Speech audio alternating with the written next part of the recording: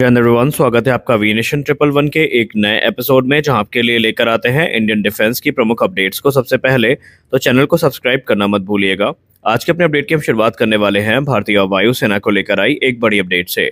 आप सबको पता है कि भारतीय वायुसेना इस समय जो एमआरओ फैसिलिटी है इस पर काफ़ी बढ़िया काम कर रही है और एक के बाद एक जो एडवांस एमआरओ फैसिलिटीज़ हैं ये तैयार की जा रही हैं।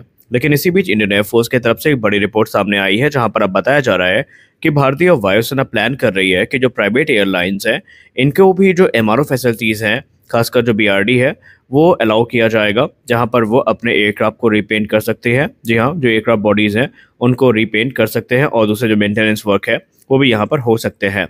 तो कुल मिलाकर के यहाँ पर भारतीय वायुसेना अब जो प्राइवेट एयरलाइंस है उनको अपनी जो एमआरओ फैसिलिटी है वो अलाउ करने के लिए यहाँ पर विचार कर रही है। हो सकता है कि जल्द ही आपको इस क्षेत्र में जो बड़ा डिसीजन है वो आता दिखे और इसका जो सीधा बेनिफिट है ये प्राइवेट एयरलाइंस को देखने को मिलेगा। हमारी अगली बड़ी अपडेट भारतीय थल सेना को लेकर आ रही है।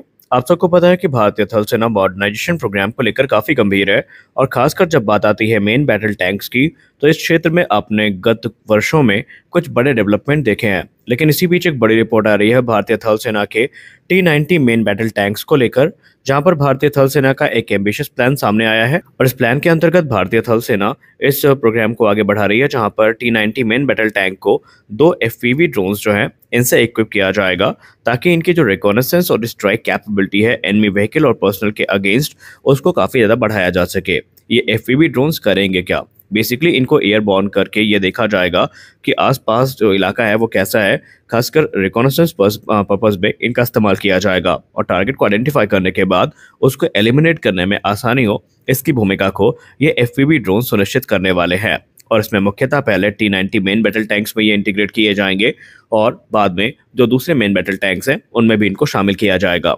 आपको याद होगा कुछ दिन पहले हमने एक वीडियो बनाई थी जहां पर हमने आर्मेनिया के Su-30 फाइटर जेट्स के बारे में बात करी थी और हमने आपसे कहा था कि हो ना हो आज नहीं तो कल आर्मेनिया भारत से या तो Su-30 MKI में जो सुपर सुखोई स्टैंडर्ड का अपग्रेड है इसकी मांग करेगा, या फिर भारत निर्मित जो Su-30 MKI है सीधे तौर पर ये मांगे जाएंगे, जो कि अपग्रेडेड वेरिएंट होने वाले हैं। और अब मीडिया के हवाले से अगर हम बात करें तो आर्मेनिया का प्लान कुछ ऐसा ही है। आर्मेनिया इस समय हिंदुस्तान एरोनॉटिक्स लिमिटेड के साथ बातचीत कर रहा है, जहां पर वो सुखोई 30 MKI यानी जो इंडियन वेरिएंट है इसको खरीदने के लिए इच्छुक हैं।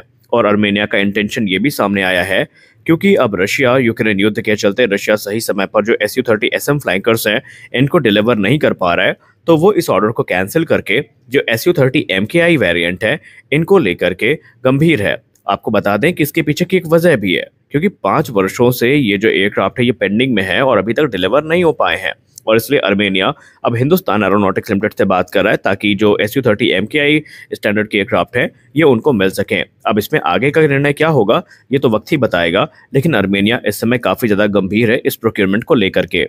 जैसा कि आपको पता है कि Su-57 फैलन इस समय रशियन एयरफोर्स में अपने महत्व को लगातार बढ़ाता जा रहा है और F-35 के बाद Su-57 ही एक ऐसा एयरक्राफ्ट है जिसको true 5th generation fighter aircraft की कैटेगरी में देखा जाता है।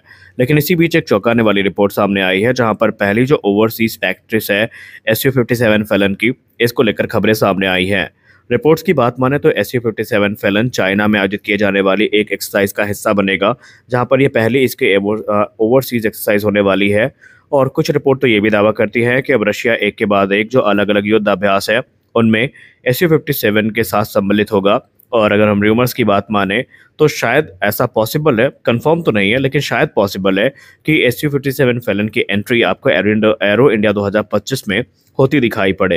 हालांकि पुख्ता रिपोर्ट्स नहीं, सिर्फ मीडिया के हवाले से खबरें हैं इनके आने की, लेकिन अगर ऐसा होता है तो ये एक बहुत बड़ा ब्रेक थ्रू रशिया के लिए हो सकता है, क्योंकि MRFA को लेकर चर्चाएं तेज होती जा रही हैं और ऐसे में अगर ये एयरक्राफ्ट आता है और ये उस मंशा के साथ आता है कि भारत को MRFA में पिच किया जाएगा, तब चीज़ें और भी अलग हो सकती हैं। आपको याद होगा हाल ही में जो तरंग शक्ति एक्सरसाइज आयोजित करी गई थी उसमें सब कुछ सही था, हमें अलग अलग जो एक्सरसाइजेज हैं वो देखने को मिली, अलग अलग एयर कॉम्बैट प्रैक्टिसेस देखने को मिली।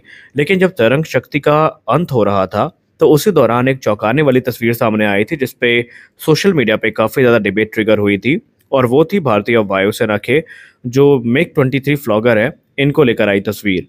और उसमें ये एयरक्राफ्ट किसी स्टैटिक डिस्प्ले में हमें देखने को नहीं मिले थे, बल्कि एक्चुअल जो ट्रेनिंग रोल था उसमें देखने को मिले थे। तो अब यहाँ पर एक और चौंकाने वाली रिपोर्ट सामने आई है। भारतीय वायुसेना का एक नया प्लान सामने आया है जहां पर बताया जा रहा है कि वो 2 की संख्या में जो मिग-23 यूबी हैं उनको वापस से एक्शन में लाने की तैयारी कर रही है। हालांकि ये उनके हेरिटेज फ्लीट का हिस्सा होंगे जिनका इस्तेमाल अलग अलग एयर शोज में किया जाएगा। और आप जैसा विंटेज एयरक्राफ्ट की फ्लीट देखते हैं एयर शोज में, वैसे ही जो मिग-23 है इनको एयर शोज में इस्तेमाल करने के लिए फिर से इनको लाइफ दी जाएगी और ये प्रोग्राम इंडियन एयरफोर्स की तरफ से इनिशिएट किया जाना है। हमारी अगली बड़ी अपडेट मी-26 हेलीकॉप्टर को लेकर आ रही है। आप सबको पता है कि मी-26 हेलीकॉप्टर को लेकर के हाल ही में एक काफ़ी रिपोर्ट सर्कुलेट हुई थी जहां पर कहा गया था कि जो मी-26 हेलीकॉप्टर है इन्हें फिर से जीवन प्रदान किए जाने की बात की जा रही है। और कुछ रिपोर्ट ने तो यहाँ तक दावा किया था कि ऑलरेडी इनको अपग्रेड किया जा रहा है, रिफर्बिश किया जा रहा है रशिया की मदद से। लेकिन हाल ही में वायु एयरस्पेस रिव्यू सर के द्वारा एक रिपोर्ट पब्लिश करी गई है जहां पर उन्होंने ये कहा कि जब उनकी मुलाकात भारतीय वायुसेना प्रमुख से हुई और उन्होंने इस विषय पर उनसे चर्चा करी तो उन्होंने यही कहा कि अभी रशिया के साथ इसको लेकर के बातचीत हो रही है और वो कंपनी जो इसको अपग्रेड करने की एक्सपर्टीज को रखती है उनके साथ अभी जो प्लान है, प्लान ऑफ एक्शन है, इसको तैयार किया जाएगा। फिर जो चीज़ें हैं वो आगे बढ़ेंगी। हालांकि अभी तक इस पे कोई डेवलपमेंट हमें देखने को नहीं मिला है और ना ही ये हेलीकॉप्टर फिलहाल तो अपग्रेड किए जा रहे हैं।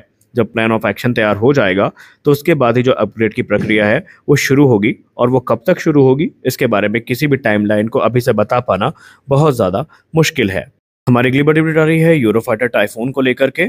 जर्मन चांसलर ने अभी हाल ही में भारत के सीनियर ऑफिशियल से मुलाकात करी है जहां पर उन्होंने एक बार फिर से यूरोफाइटर टाइफून को पिच किया है और इस बार जर्मनी इस पूरे प्रोग्राम को लीड कर रहा है। आमतौर पर आप जानते हैं कि यूरोफाइटर टाइफून एक कंसोर्टियम के अंतर्गत बनता है जहां पर जो अलग अलग कंपनियां हैं वो इसका निर्माण करती हैं और आपको ये भी पता है कि एमआरएफए के अंतर्गत इनको भारत को ऑफर भी किया गया है। रिपोर्ट्स की बात माने तो यूरोफाइटर कंसोर्टियम जिसमें बेसिकली आपको यूके, इटली, स्पेन और जो जर्मनी है ये देखने को मिल जाता है। और अगर किसी भी देश को यूरोफाइटर टाइफून बेचना हुआ तो इन सारे देशों की परमिशन वहां पर अनिवार्य होती है। अगर इनमें से किसी ने भी जो ट्रांजैक्शन है इसको वीटो कर दिया तो यहाँ पर जो प्रोग्राम है वो स्क्रैप कर दिया जाता है। लेकिन जर्मन चांसलर स्कॉल्स ने ये कंफर्म कर दिया है भारत को कि हर देश इस समय भारत के एमआरएफए प्रोग्राम को लेकर काफी उत्साहित है और जर्मनी इस बार यह चाहता है कि यूरोफाइटर टाइफून को भारतीय वायुसेना के द्वारा क्लोजली मॉनिटर किया जाए। क्योंकि MMRCA-1 की बात करें तो माइनर मार्जिन से ही ये राफेल से हारा था और इस समय जर्मनी का ये भी कहना है कि अगर भारतीय वायुसेना इनको सेलेक्ट करती है तो टेक्नोलॉजिकल एडवांसमेंट के बारे में भारतीय वायुसेना को चिंता करने की कोई ज़रूरत नहीं होगी क्योंकि जो भी इंडियन मेड वेपन सिस्टम आप इसमें इंटीग्रेट करना चाहेंगे इसके लिए वो तैयार है। फिर चाहे वो एयर टू एयर मिसाइल्स हो या फिर आपके air to ground strike capability को एनहांस करने की बात हो। रही बात प्राइस की तो उन्होंने ये भी कहा कि ये राफेल से कम कीमत में भारत को ऑफर किए जाएंगे और जर्मनी या यूं कह लें पूरा का पूरा जो यूरोफाइटर कंसोर्टियम है ये भारत को इस चीज़ के लिए आश्वस्त करेगा कि जब तक ये एयरक्राफ्ट ऑपरेशनल रहेंगे भारत को ना स्पेयर्स की कमी होगी और ना ही टेक सपोर्ट की कमी होगी। जो टेक ट्रांसफर है और दूसरी चीज़ें हैं लोकल प्रोडक्शन संबंधित, इसके लिए भी जर्मनी तैयार है। तो देखना यह है कि भारत सरकार इस पर क्या निर्णय लेती है। तो आज की इस वीडियो में बस इतना ही। आशा करते हैं यह वीडियो आपको अच्छी लगी होगी। वीडियो अच्छी लगी तो वीडियो को लाइक करिए, नए हैं चैनल को सब्सक्राइब करिए क्योंकि हम आपके लिए ऐसी वीडियोस को लेकर आते रहते हैं। तो मिलते हैं अगले वीडियो में, तब तक के लिए जय हिंद।